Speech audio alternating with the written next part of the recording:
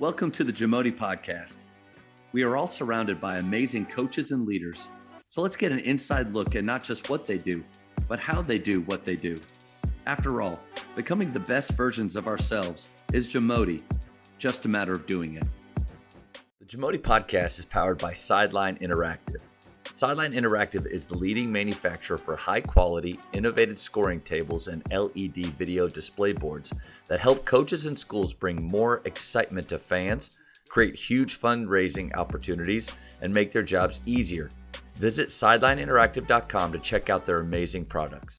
If you were to walk into just an average, gym over here in America, what a high school practice, what are some of the pet peeves or things that, man, you just feel like you see a lot or a lot of coaches do that you just can't stand or can't wrap your head around? I know you've written like 4 books about them, so it's hard. Probably the coach just talking too much would be one. I think punishing players with sprints, would be another.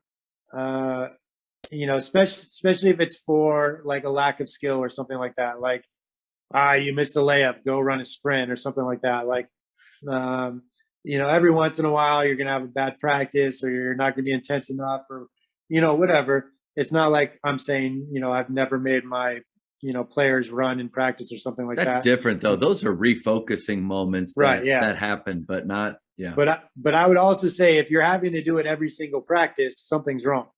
Like it should be something that, is once every few weeks to months, not once every practice.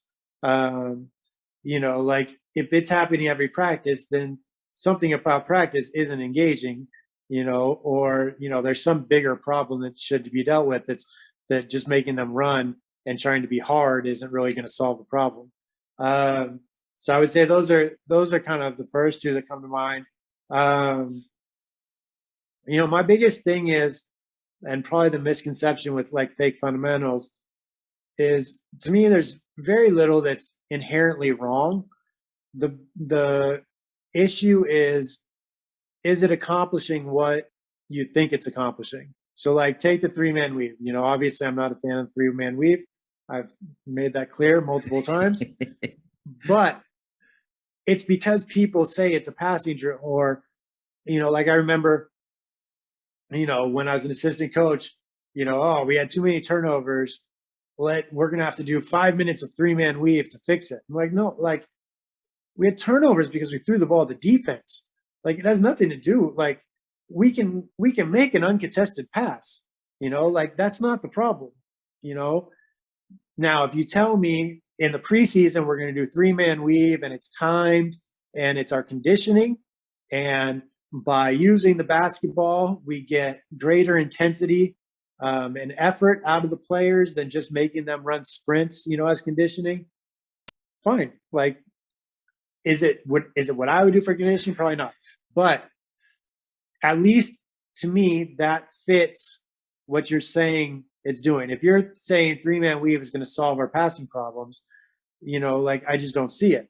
So that to me is I guess my pet peeve is because I think, like we talked about at the beginning, a lot of coaches just kind of do things, they use drills because they're popular drills and everybody does them. And, if you do 3-man weave at practice, nobody's going to criticize you besides me, and stuff. So, so everybody does it. It's fine. It's like, it's players expect it, I've even had teams, why don't we do 3-man weaves? I'm like, well, why do you do 3-man weaves?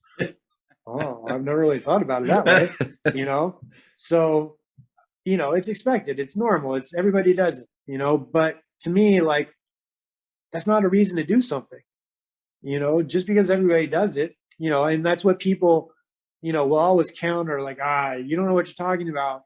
This team won the championship and they do 3-man weaves. I'm like, well, yeah, but the team that didn't win a game this year does 3-man weaves too. So let's not forget that just because one good team does it, if every bad team does it too, like that doesn't that doesn't support your argument.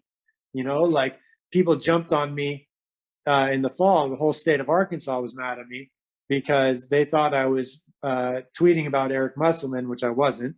But because I saw a different college post something about their 2-mile runs. And I was like, that's just, to me, is dumb, like for multiple reasons.